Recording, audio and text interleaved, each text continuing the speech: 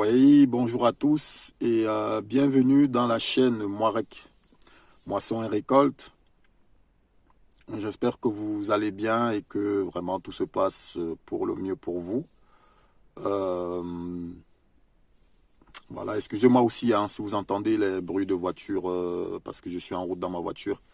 Donc voilà, le Seigneur m'a tout simplement mis à cœur ce matin d'exhorter sur un message qui m'est venu à cœur et qui m'est venu à l'esprit aussi comme ça.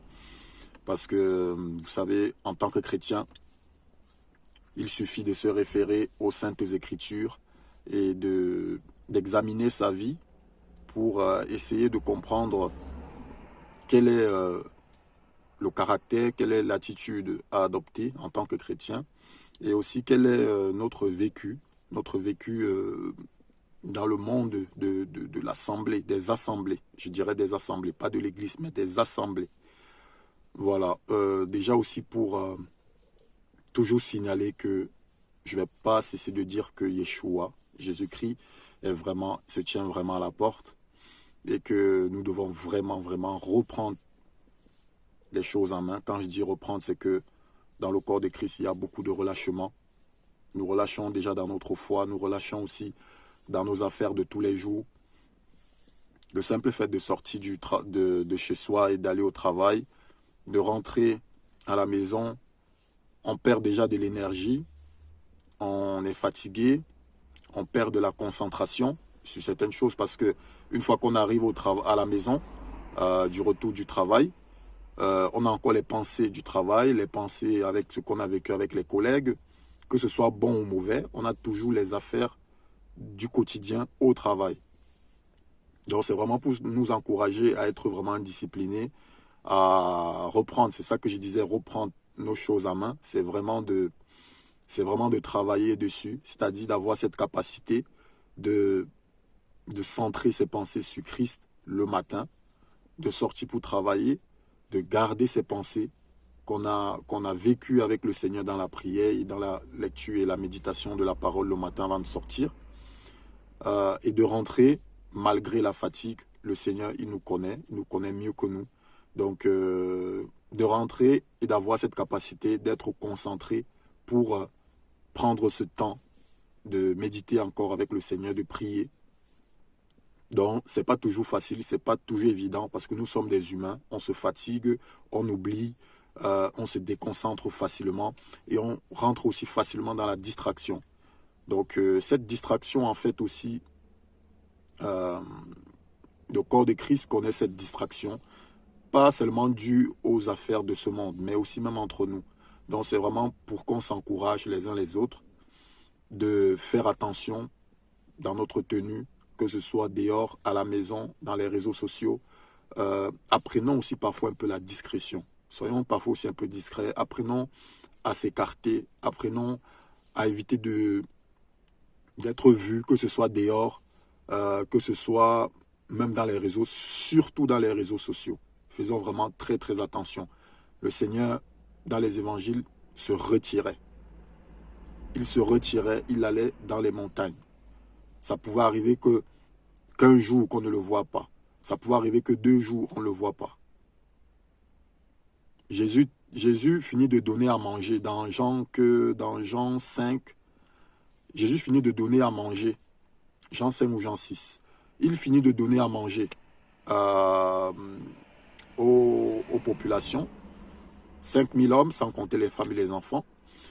Il finit de manger et après, il va demander à ses disciples de le rejoindre de l'autre côté. Donc, ils vont prendre le bateau toute la nuit. Effectivement, ils vont voir Yeshua, le Seigneur, en train de marcher sur les eaux. Le lendemain, la population qui avait mangé le pain et les poissons vont faire le tour, en fait, du fleuve et ils vont arriver de l'autre côté. Ils vont voir les disciples qui avaient débarqué au bord du fleuve et qui sont en train d'arriver de l'autre côté, mais ils ne voient pas Yeshua. Déjà, il y a beaucoup d'enseignements sur cette scène, mais ce que je veux ressortir sur cette scène, c'est que Yeshua parfois s'écartait. Toute la nuit, il était où? Où est-ce que vous allez me dire qu'il était? Il était quelque part. Il était allé prier. Il était allé voir son Père. Il était allé dans le lieu secret. Dans Matthieu 6 aussi, quand le Seigneur nous apprend à comment prier, il nous dit, va dans le lieu secret. La prière, ce n'est pas seulement ce temps où tu te mets à genoux, tu pries. La prière, c'est aussi le fait d'être mis à part, d'être écarté, d'être caché, de vivre caché. Donc, apprenons à vivre aussi caché. Apprenons à dire, je vais m'éclipser pendant 1 jour, 2 jours, 3 jours, en fonction de tes besoins, en fonction de ta sensation, en fonction de ta sensibilité, en fonction de ton cas, en fonction de ce que tu veux comme paramètre, mais qui nécessite l'envie de prendre ce temps pour passer avec le Seigneur. Donc moi, en tout cas, c'est le modèle de Christ que je veux suivre.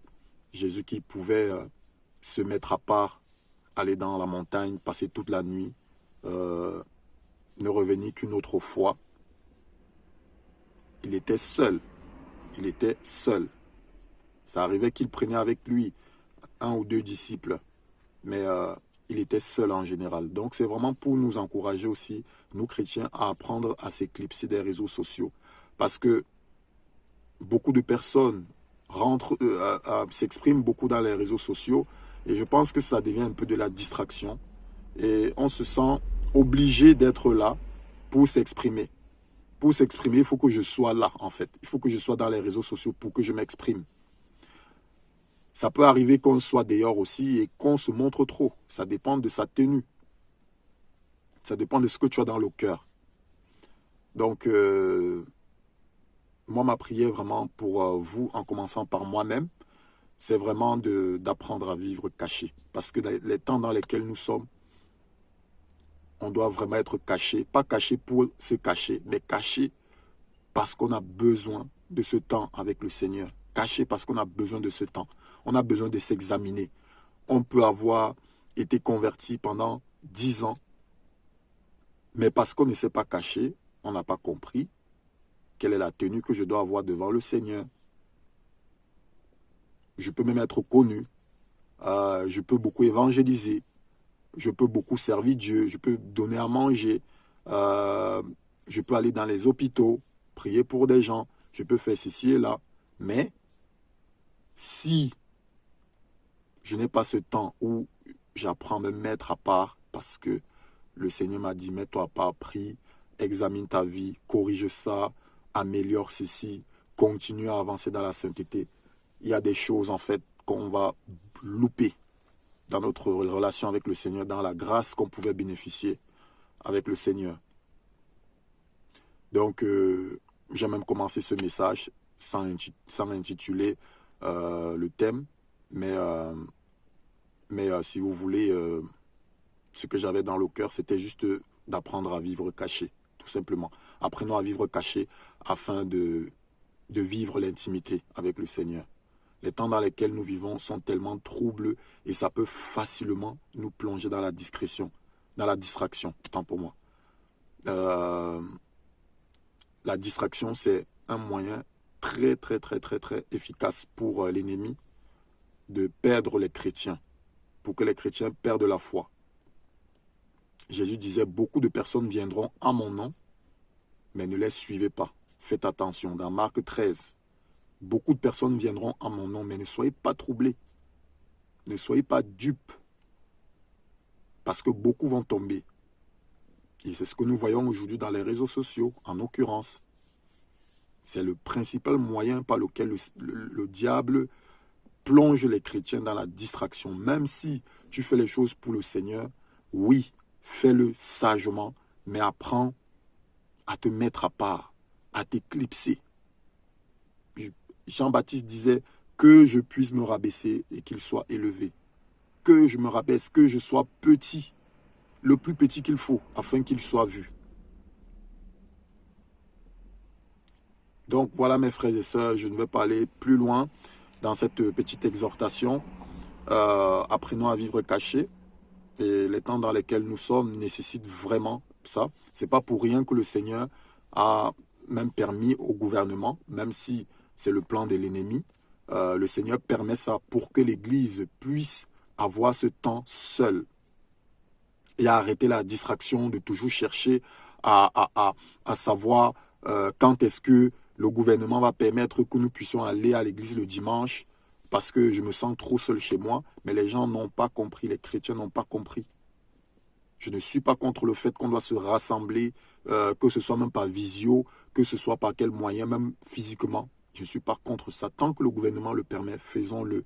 Mais l'attitude des chrétiens dans les têtes, c'est l'église du dimanche. Voilà. Et ça, c'est de la grosse distraction. Je vous le dis, c'est de la grosse distraction. Tout ça, ça fait partie des réseaux sociaux. Tout ça, ça fait partie même de quand nous sortons de chez nous et que dans notre tête, on a dit, il faut que j'aille à l'assemblée. J'aille à l'église. Beaucoup n'ont pas compris. Je ne suis pas en train de juger, mais je dis ce qui est vrai, je dis ce qui existe et même ce dont j'ai confirmé par certaines personnes que j'ai abordées. Tu abordes des gens, quand tu leur parles de Christ, ils vont te parler de l'église. Et quand ils parlent de l'église, c'est de parler de l'assemblée du dimanche. Voilà. Et quand ils parlent de l'église, ils vont parler de « Ah oui, bientôt le gouvernement va permettre qu'on se retrouve ensemble, que ce soit les catholiques, que ce soit les protestants. » C'est tous pareil. Donc, voilà. Ce n'est pas pour juger quelqu'un, c'est juste pour nous faire comprendre que la véritable relation avec le Seigneur, c'est avec lui tous les jours. Et l'assemblée, quand le Seigneur nous le permet, on le fait. Mais ce n'est pas une systématique, ce n'est pas un truc systématique. Ce n'est pas systématique de dire je dois aller à l'église. Ça, c'est purement catholique. Ce sont les pères de l'église catholique qui ont mis en place ce système d'aller à l'église. Allons à l'église. Je crois que c'est Grégoire, le pape Grégoire, je pense, je peux me tromper, qui a mis ce système en place. Il faut lire effectivement l'histoire sur les pères de l'église catholique. Vous allez voir qu'il y a beaucoup de choses qui se sont passées. Pourquoi toi, dans ta tête, tu te dis le dimanche, voilà, je dois aller à l'église. Bon, bref, ça c'était normalement l'objet d'une petite exhortation que j'avais aussi prévu faire. Mais je vais m'arrêter là. En tout cas, que le Seigneur soit béni pour votre vie et vivons cachés pour mieux vivre notre intimité. Que le nom du Seigneur soit béni et à bientôt.